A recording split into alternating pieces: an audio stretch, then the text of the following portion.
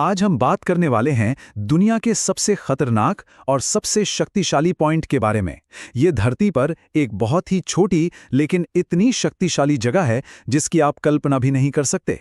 सोचिए जरा, सिर्फ एक जगह पर कंट्रोल का मतलब है पूरी दुनिया पर राज करना, और अगर इसे कोई रोक दे तो मतलब पूरी दुनिया की तबाही।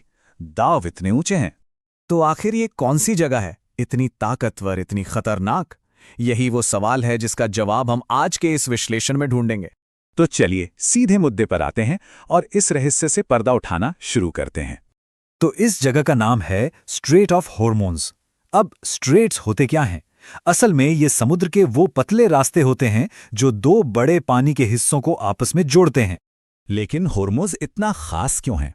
इसे समझने के लिए हमें पहले चोक पॉइंट्स को समझना होगा, यानी वो तंग समुद्री रास्ते जो पूरी दुनिया की अर्थव्यवस्था की लाइफलाइन है। ये आंकड़ा जरा देखिए।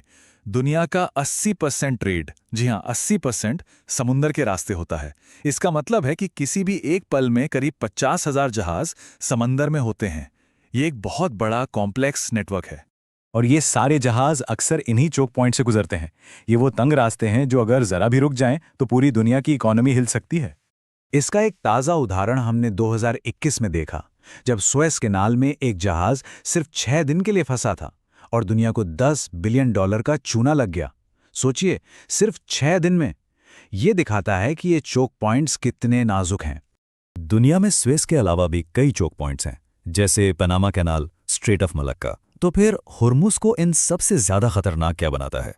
चलिए आगे बढ़ते हैं और उस खास वजह को देखते हैं जो स्ट्रेट ऑफ हॉर्मुज़ को इतना ज्यादा जरूरी बना देती है। ये आंकड़े सच में हैरान करने वाले हैं। देखिए, दुनिया के टोटल तेल का 50% और नेचुरल गैस का 40% रिजर्व्स सिर्फ इस एक इलाके यानी फारस की खाड़ी में है। और इस खाड़ी के किनारे बसे हैं ये 8 देश: ईरान, इराक, कुवैत और बाकी सब। और दिलचस्प बात यह है कि इनमें से कई देशों के लिए स्ट्रेट ऑफ हॉर्मुज़ ही दुनिया तक पहुंचने का इकलौता समुद्री रास्ता है। अब जरा खुद स्ट्रेट ऑफ हॉर्मुज़ की बनावट और उस पर किसके कंट्रोल हैं, इस पर गौर करते हैं। अब देखिए, इस 30 मील के रास्ते को पार करना बच्चों का खेल नहीं है। यहाँ 8 द्वीप हैं जिनसे जहाज़ों को बचकर निकलना पड़ता है। और सबसे जरूरी बात, इनमें से 7 पर ईरान का कंट्रोल है। ऊपर से बड़े बड़े तेल के टैंकर सिर्फ कुछ बहुत ही तंग गहरे पानी के रास्तों से ही जा सकते हैं। तो इसका सीधा मतलब यह है कि इस यूनिक ज्योग्राफी की वजह से ईरान का इस पूरे रास्ते पर एक जबरदस्त स्ट्रेटेजिक दबदबा है। और ये दबदबा सीधा सीधा दुनिया की बड़ी बड़ी इकोनॉमीज की सेहत से जुड़ा है। अब इस टेबल को देखिए, ये दिखाता है कि एशिया की बड़ी अर्थव्यवस्थाएं इस एक पॉइंट पर कितनी ज्यादा निर्भर हैं। जरा जापान को देखिए, दुनिया की तीसरी सबसे बड़ी इकोनॉमी अपनी जरूरत की 80% एनर्जी यहीं से मंगाता है। ये तो मतलब कमाल की डिपेंडेंसी है। तो सोचिए जरा, अगर ये छोटा सा रास्ता लंबे समय के लिए बंद हो जाए तो क्या होगा? दुनिया की दूसरी, तीसरी, छठी और 10वीं सबसे बड़ी इकोनॉमीज घुटनों पर आ जाएंगी। नतीजा, एक भयानक ग्लोबल इकोनॉमिक क्राइसिस। और जब इकोनॉमी की बात आती है तो बात सिर्फ पैसों तक नहीं रहती। यहीं से शुरू होती है एक ग्लोबल कॉन्फ्लिक्ट की आशंका। तो यहाँ पर टकराव बिल्कुल साफ है। एक तरफ है अमेरिका, जो चाहता है कि तेल की सप्लाई आराम से चलती रहे और ग्लोबल एनर्जी मार्केट सुरक्षित रहे, और दूसरी तरफ है ईरान, जो बार बार धमकी देता है कि अगर कोई मिलिट्री एक्शन हुआ तो वो इस स्ट्रेट को ब्लॉक कर देगा।